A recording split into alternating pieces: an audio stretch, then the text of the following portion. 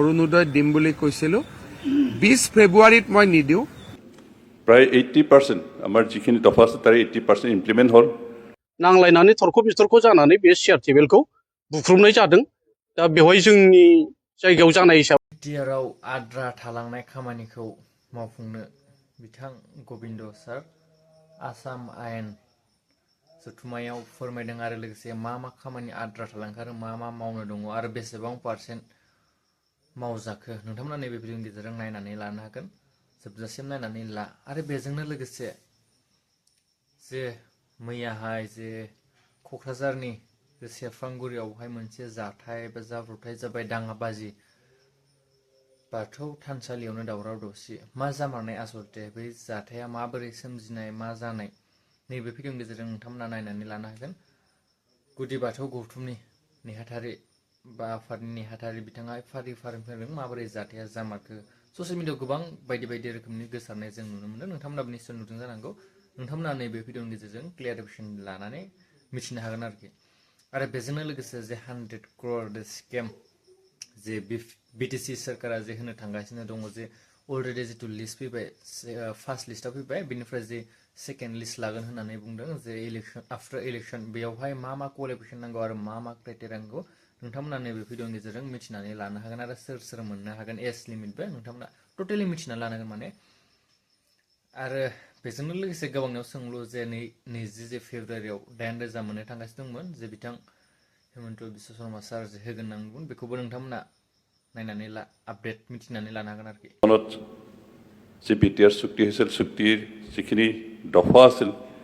এই দফাখিনি কোনখিনি ৰূপায়ণ হ'ল কিমানখিনি ৰূপায়ণ হ'লে বাকী থাকিল এই কথাখিনি ইয়াত উল্লেখ কৰা দেখা নাপালোঁ মাত্ৰ এটা বিষয় ইয়াত উল্লেখ আছে যে বিটিআৰ চুক্তি মতে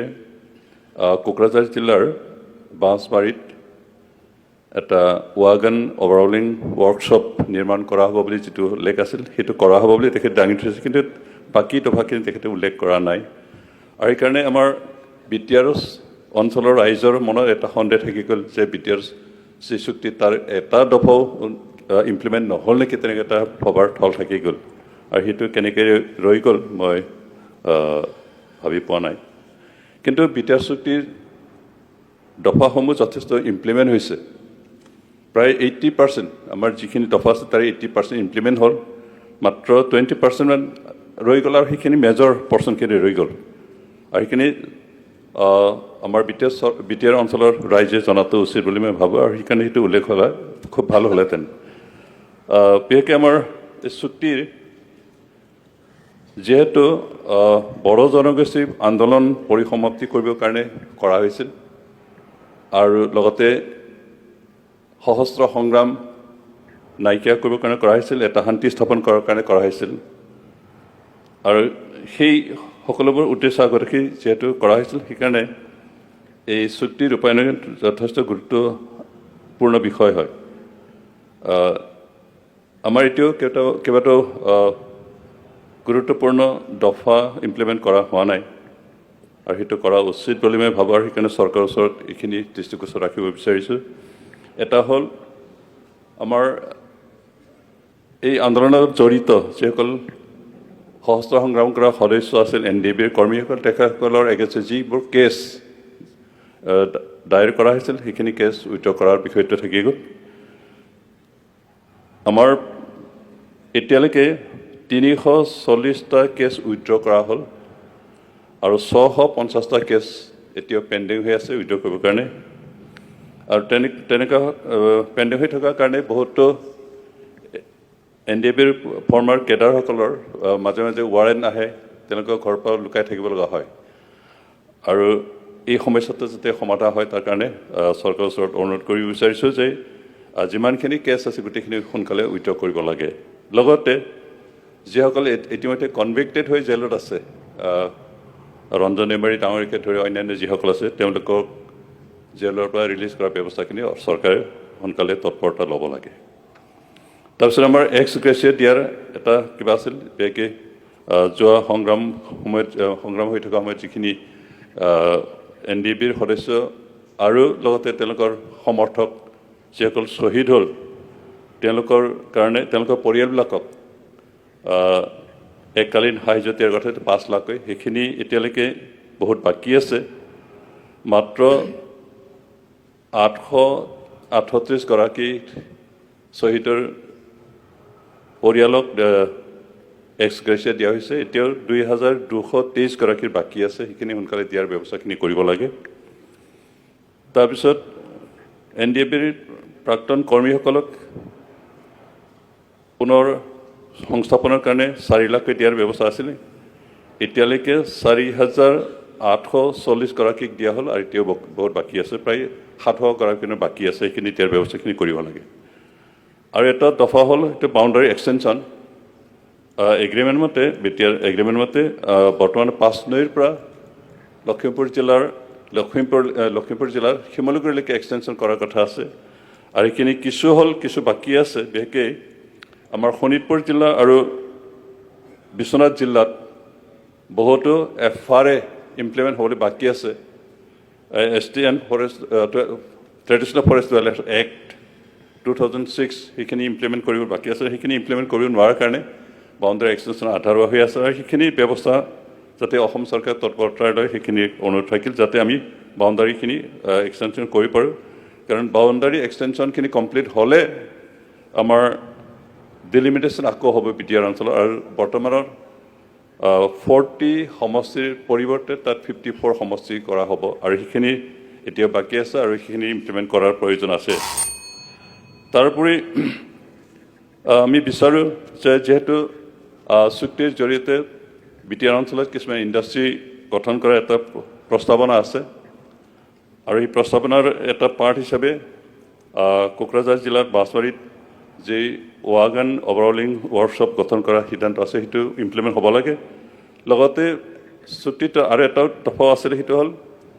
বিটিআৰ অঞ্চলত এটা ইণ্ডাষ্ট্ৰিয়েল পলিচি গঠন কৰিব লাগে আৰু ইয়াত অসম চৰকাৰ আৰু ভাৰত চৰকাৰে লগতে কাউন্সিল চৰকাৰৰ লগত লগ লাগি এই পলিচি গঠন কৰিব লাগে এইখিনি এতিয়ালৈকে কৰি দিয়া হোৱা নাই আৰু এইখিনি কৰাটো আমি বিচাৰোঁ তাৰপিছত আৰু এটা কিবা এটা হ'ল যে বিটিআৰ চুক্তিতে আমি বড়ো কছাৰী ৱেলফেয়াৰ কাউন্সিল পাইছিলোঁ বিশেষকৈ বিটিআৰ অঞ্চলৰ বাহিৰত থকা যিখিনি বড়ো সেইখিনিক লৈ এটা অট'নমাছ কাউন্সিল কৰা হৈছিল এতিয়া সেই কাউন্সিল গঠন কৰা হ'ল কিন্তু তাতে এতিয়ালৈকে সমষ্টি গঠন কৰা হোৱা নাই ফলত নিৰ্বাচন পাতিব পৰা নাই আৰু সেইখিনি ব্যৱস্থা অতি সোনকালে কৰিব লাগে সেইখিনি ডিমাণ্ড ৰাখিছোঁ আৰু 1 মিনিটমান সময় বিচাৰিছোঁ মাননীয় সভাপতি মহোদয় তাৰপিছত আমাৰ বিটিআৰ অঞ্চলৰ যিটো জনসংখ্যা সেই অনুসৰি আমাৰ যিটো বছৰি SOPটিৰ বাজেট ধৰা সেইটো খুব কম হয় বিগত বছৰলৈকে যোৱা বছৰ আমি বিটিআৰ অঞ্চলৰ উন্নয়নৰ কাৰণে যিটো বাজেট ধৰা হৈছিল প্ৰায় 1100 ক্ৰ'ৰ পাইছিলোঁ 1100 ক্ৰ'ৰ পাইছিলোঁ তাৰ আগৰ বছৰবিলাকত প্ৰায় 800 ক্ৰ'ৰ পাইছিলে কিন্তু এইখিনি আমাৰ যথেষ্ট কম হয় যিহেতু আমি 35 লাখ আমাৰ পপুলেশ্যন আছে আৰু এইখিনি যিখিনি বাজেটীয়া সেইখিনি অকল GADৰ কাৰণে এমপ্লয়িজ দৰমহাৰ কাৰণে যথেষ্ট হয় তাৰ বাদে উন্নয়নৰ কাম কৰিব পৰা নাযায় ইনফ্ৰাষ্ট্ৰাকচাৰ কাম কৰিব পৰা নাযায় সেইকাৰণে আমি বিচাৰোঁ অন্তত বিটিআৰৰ যিটো ইয়াৰলি বাজেট SOPটিৰ নামত দিয়া হয় সেইটো অন্তত মিনিমাম 2000 ক্ৰ'ৰ ইয়াৰলি দিলে আমাৰ কাৰণে যথেষ্ট কামত আহিব আৰু এইখিনি অনুৰোধ ৰাখিছে আমাৰ অসম চৰকাৰে যদি এইখিনি মনত ৰাখে লগতে আৰু এটা বিষয় দাঙি ধৰিব বিচাৰিছোঁ যে আমাৰ বিটিআৰ অঞ্চলত যোৱা 5টা বছৰ আমি UPPL চৰকাৰ থাকোঁতে এটা হিচাপ কৰিছোঁ যে বিটিআৰ অঞ্চলত যিমান ৰাস্তা আছে যিমান দলং আছে গোটেইখিনি বনাবৰ কাৰণে আমাক প্ৰায় 4000 ক্ৰ'ৰ পইচা দৰকাৰ হয় আৰু এইখিনি একেবাৰতে ইমপ্লিমেণ্ট কৰাটো সম্ভৱপৰ নহয় সেইকাৰণে অন্তত অহা বছৰৰ পৰা অহা ফাইনেন্সিয়েল ইয়াৰৰ পৰা এটা 5 year প্লেনিং যদি বিটিআৰ অঞ্চলৰ ইনফ্ৰাষ্ট্ৰাকচাৰ ডেভেলপমেণ্টৰ কাৰণে ধৰা হয় আৰু এইখিনি ব্যৱস্থা চিন্তা চৰ্চা কৰি অসম চৰকাৰে সিদ্ধান্ত ল'লে তাৰ কাৰণে অনুৰোধ জনাই আমাৰ মাননীয় গভৰ্ণৰ ডাঙৰীয়া যি প্ৰস্তাৱনা তাৰ প্ৰতি যে 20 তাৰিখে মই 8,000 টকা অৰুণোদয় দিম বুলি কৈছিলোঁ 20 ফেব্ৰুৱাৰীত মই নিদিওঁ 10 মাৰ্চত দিম কিন্তু 8,000 টকাৰ জেগা 9,000 টকা দিম এইটো আপোনাৰ মানে 10 মাৰ্চত প্ৰত্যেকবাৰে অৰুণোদয় পায় 20 ফেব্ৰুৱাৰীত যদি দি দিওঁ মহিলাসকলে আকৌ 10 মাৰ্চতো ভাবিব একো নাপাম সেইকাৰণে একেলগে 10 মাৰ্চত দিম 8,000 নিদিওঁ 9,000 দিম थारमाने बे घटनाया मैया 17 थारिख मोनानि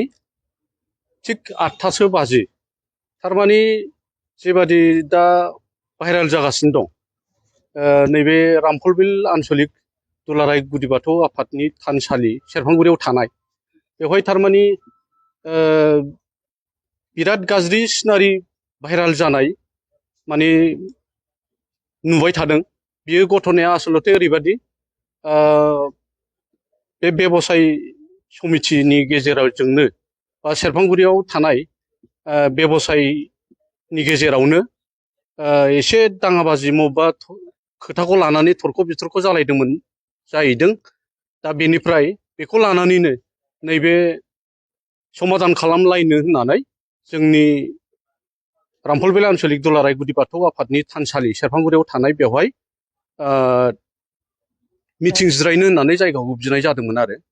ओमफ्राय जायगाखौबो होनाय जाबाय आफादनि मानसिफ्रा सेक्रेटारि प्रेसिडेन्टजों रायज्लायनानै आरो बिनि अनगायैबो आगोलावनो बिभिन्न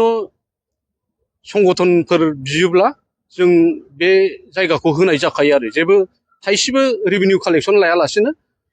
मिलाप्रेटानि गेजेरजों जों बे जायगाखौ हगारनानै होखायो थिग बेबादिनो बे दावरावखौ लानानै गावसोर नांलायनाय खमलायनायखौ लानानै समाधान खालामलायनो जों बाथौ थानसालियाव एसे जिरायनो समाधान खालामलायनो होननानै लादोंमोन जाहैदों मिटिंआबो जिरायै जिरायै जोबनाय लामायाव फैबाय थिग बे समावनो मोननै पार्टिजों बोरैबा बुलायलायनाय जादों आरो दा बे बुलायलायनायाव नैबे बाथौ थानसालियाव थानाय माखासे सम्पतिफोर बुंनो थाङोबा चेयार टेबोल बेफोरखौ नस्थ' खालामनाय जादों दा जोंना बेल'नो बुंनांगौआ जोंहा जेबो बेवहाय आसलते बारा बुंनांगौ गैया होनबाबो बुंनांगोन मारैयाव बेयो मोनसे बाथौ थानसालिया जाहैबाय बर'फोरनि मोनसे गोथार धोरोम आरो पबित्र स्थान जायगा दा बेवहाय बेबादि नांलायनानै खमलायनानै भाइराल जानाया जोंनि थाखाय खुब दुर्भाग्यजनक जादों मानो होननानै बुङोब्ला ओरैबादि गोसारबाय जे सेरफांगुरियाव थानाय बाथौ थानसालिनि कत्रिपक्ष सालायगिरि आफाद संगठनजों बे ओनसोलनि गुबुन गुबुन जाथि गस्थिफ्रा माबा मोनसे दावराव जालायलायनानै बुख्रुबजोब्बायनो सेरफांगुरिनियाव बाथौ थानसालिखौ बुख्रुबजोब्बाय जाहैदों बेबादि मोनसे भाइराल थांदों आरो दा आं नंखायनो दिनै मिडियानि गेजेरजों नोंथांमोननो स्पष्ट क्लियारिफिकेसन खालामनो लुबैनाया बेनो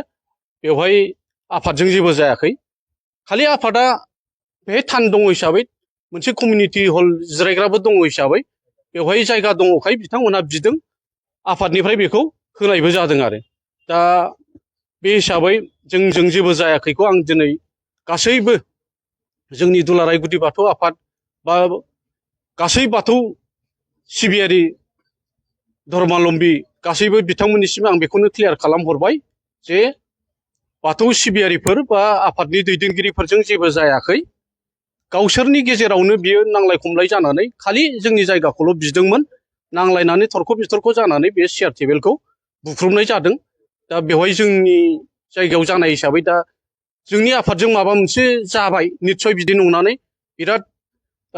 मानसिफ्रा सोंहरलायगासिनो दं आरो दा आं बेखौनो क्लियार खालामनानै होनाय जाबाय आफादजों बा ओनसोलनि रायजो राजाया जेबो जायाखै बेयो जाहैबाय दुलाराय गुदि बाथौ आफाद बे थाना बेयो जाहैबाय बेबसाय सन्था ट्रेड इउनियन सेरफांगुरिनि बिसोरनो समाधान खालामलायनो होननानै बे जायगाखौ बिनाय जादोंमोन आरो दा बेयो जाहैबाय जों ओनसोलाव गोजोन खौसेथिखौ लुबैयो हिसाबै थाना प्रसासनाबो मोनथिनाय हिसाबै थांबाय खाथिनि हिसाबै जोंखौ गासैखौबो बे बाथौ थानसालिनि सालायगिरि आफादनि दैदेनगिरि बिथांमोनखौबो लिंहरबाय आरो फारनै जाय नांलायदों बुलायदों दावराव दावसि जादों बे बिथांमोनखौबो फारनैखौबो लिंहरनानै ज' रायलायलायनानै मोनसे समाधानाव फैलायलायनांगौ होननानै ओनसोलाव गोजोन खौसेथि फैलायनांगौ होननानै दिनैनि थारिखआव बेखिनिसिम जादों आरो डिसिसन दा मथेथे ओरैबादि जादों बेवहाय जोंनि डिसिसन थानाजों एडमिनिस्ट्रेसन लाइनजों जेरैबायदि रायलायदों बे दावराव जानाय मोननै ग्रुप ओमफ्राय जोंनि बाथौ थानसालिनि दैदेनगिरिफोर जयै रायलायलायनानै डिसिसना बेनो जे बेवहाय जेसेबां चेयार टेबोल खय खथि जादों बेखौ होफिननांगौ आरो मोनसेया जाहैबाय दादि भाइराल फुरा जाबाय बुख्रुबजोबजाबायनो रामफलबिल आन्सलिक दुलाराय गुदि बाथौ आफादनि थानसालिनि सेरफांगुरियाव थानाया बुख्रुबजोबजाबाय माबा हाय खाजिया जादोंनो बे जिनिसा गोसारलाजोब्बाय बेखौ स्पस्त' खालामनानै होनांगौ होननानै जोंबो नारसिनबाय आरो प्रसासनाबो नारसिनबाय बै बुलायग्राफ्रा दावराव जाग्राफ्रा जाहाथे क्षमा बियो बेखौ दिनै सावरायनायाव दा एडमिनिस्ट्रेसननि गेजेरजों थानाजों रायलायलायनानै क्षमा बिनांगौ होननानै जों बुंनाय जाबाय आरो बिथांमोना बिसिगोनबो निस्सय गोबां इयुथ्सफ्रानो आंनाव मेसेज हरगासिनो दङ माने जोंनि इयुथ्सफोरनि 100 crore स्किमनि 2 लाख थाखाखौ बोरै मोननो हागोन मा क्राइटेरिया नांगौ बेखौ लानानै सोंहरगासिनो दङ आङो नोंथांमोननो फोरमायदों जे नोंथांमोना नेक्स्ट टाइम मोननो थाखाय बेखौ एप्लाइ खालामनो थाखाय मा क्राइटेरिया नांगौ आं खोन्थानोसै बे जाहैबाय जेनेरेल एडुकेशनेल क्वालिफिकेशनखौ जोङो मेन्डेटरि खालामाखै जायखिजाया क्वालिफिकेशन थाब्लानो एप्लाइ खालामनो हागोन किन्तु स्किल सार्टिफिकेटआ बिराद मेन्डेटरि जोङो बेखौ प्रिफारेन्स होनानै 2 लाख थाखाखौ होनाय जागोन नोंथांमोना जायखिजाया स्किल ट्रेनिं थानाय सार्टिफिकेट एग्रिकालचारनि हर्टिकालचारनि बा जायफोर लेडिसफोर दङ बिउटिशियान सार्टिफिकेट बा ट्रेनिं थानाय बेबायदि सार्टिफिकेट थाब्लानो जागोन cutting knitting embroidery trade license computer माने ट्रेनिं लानाय सार्टिफिकेट बा जायखिजाया माने गभर्नमेन्ट इनस्टिट्युटफोरनिफ्राय स्किल डेभेलपमेन्टनि सार्टिफिकेट ट्रेनिं सार्टिफिकेट थाब्लानो 2 लाख थाखानि माबाखौ नोंथांमोना एप्लाइ खालामनो हागोन आरो बावहाय मोनसे एज लिमिट दङ बे जाहैबाय 28 निफ्राय 45 सिम जोङो नेक्स्ट टाइम एज लिमिटखौ एसे माने खमायनानै लानो हायो नामा जोङो बेखौ चिफ सारजों रायज्लायनानै जोङो बेखौ रिभिउ खालामफिनगोन थिक खालामफिनगोन आरो जोङो जेब्ला 2 लाख थाखाखौ फर्मखौ रानगोन आङो फेसबुकनि गेजेरजों नोंथांमोननो बयनोबो आङो मोनथिगोन नोंथांमोना पार्टि अफिसाव थांनानै नेक्स्ट टाइम माने आफ्टार इलेक्शन फर्मफोरखौ कालेक्ट खालामनो हागोन आरो फैबाय थानाय समाव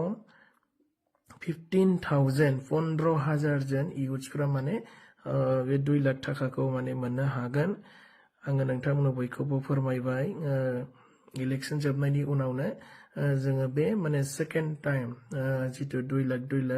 जोंनि आनएमप्लयड इयुथ्सफोरनो होनाय जोङो बे हाबाफारिखौ जागायगोन थेंक इउ नैबे भिडिअखौ नायनानै नोंथांमोना बुजिबायानो जानांगौ जे बिथां गबिन्द सार मा खोथा फोरमायलांखो आरो मा बुंलांखो जे बिटिआरनि जिखिनि खामानि जिखिनि आद्रा खामानि दंमोन बेखौ मावफुंनो थाखाय आरो लोगोसे बेजोंनो बेसेबां पार्सेन्ट खामानि जाखो आरो बेसेबां दंबायो बेखौ टटेलि बिथाङा गासिखौबो फोरमायदों आरो नोंथांमोना निश्चय भिडिअखौ नायदोंब्ला बुजिदों जानांगौ बिथाङा मा खोथा फोरमायलांखो आरो मा बुंलांखो आरो बेनि सायाव नोंथांमोना माबाफोर बुंनांगौ दंब्ला कमेन्टआव लिरना हरनो हागोन बेजोंनो लोगोसे क'क्राझाराव जे सेरफांगुरि रामफलबिलाव जे मैया मोनसे जाब्रबथाय जानानै थांबाय जे माने दाङाबाजि जिथु जानानै थांबाय बाथौ थानसालियावहाय बेखौ लानानै गुदि बाथौ गौथुमनि जे नेहाथारि बिथाङा फारि फोरमायलांबाय माबोरैहाय जाथाया जामारखो माबोरैहाय बेफोरबायसा जानो मोनखो थ' निस्सय नोंथांमोना भिडिअखौ नायदोंब्ला बुजिदोंआनो जानांगौ बेराफारसेथिं बिथां रिन्जय बर' सार जे 100 crore लानानै बिथाङा फोरमायफैदों जे एज लिमिट आरो लोगोसे क्राइटेरिया एलिजिबल क्राइटेरिया मा नांगौ आरो माबोरैहाय मोननो हागोन सोर मोननो हागोन नोंथांमोना नैबे भिडिअखौ नायनानै मिथिदों जे बिथाङा फोरमायनाय बायसाब्ला जे एज लिमिटआव बिथाङा 28 निफ्राय 40+ बेखौ फोरमायदों आरो बेयावहाय एडुकेशन क्वालिफिकेशननि जेबो मेन्डेटरि मेनसन खालामाखै नाथाय बेजों लोगोसे जे एक्सपिरियेन्स सार्टिफिकेट एक्सपिरियेन्स थानाय जानांगोन होननानै बिथाङा फारि फोरमायदों आरो बेजोंनो लोगोसे मोनसे मोजां खौराङा बेनो जे जेब्ला आफ्टार इलेक्शन जे एप्लाइ जागोन बा फर्मखौ होनाय जागोन अब्लाथाय बिथाङा गावनि ससियेल मिडिया पेजजोंनो फोरमायनानै होगोन होननानै बिथाङा फोरमायनाय जों नुनो मोनदों बेयो मोनसे जोंनि थाखाय गुड निउस जागोन आरोखि माने जेब्ला जोङो माने थाबैनो जे जोङो फर्म बा एप्लिकेशनखौ जोङो एप्लाइ बा साबमिट खालामनो हागोन आरोखि जेब्ला बिथाङा गावनि ससियेल मिडिया पेजजोंहाय होयोना आरो बेजोंनो लोगोसे जे 8,000 जे अरुणोदयनि मोननो थांगासिनो दंमोन जे 20 फेब्रुवारियाव गाबोन समफोरना थिग बेखौ बिथां हेमन्त बिश्व शर्मा सारा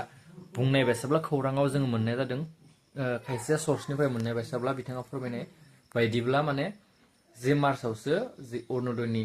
9,000 बेखौहाय होनाय जासिगोन बेयाव प्लास 1,000 माने 9,000 होनाय जासिगोन होनना बिथाङा फोरमायनायजों मोननाय जादों आरोखि खौरांनिफ्राय थ' नोंथांमोना भिडिअखौ मोजां मोनदोंबा लाइक खालामना हो शेयार खालामना हो चेनेलखौ दंबा साबस्क्राइब खालामला गोदान गोदान आपडेट नोंथांमोना नैबे चेनेलनि गेजेरजों जाहाथे मोनबाय थानो हायो नेक्स्ट आपडेट सफैन लोगो मोनलायसिगोन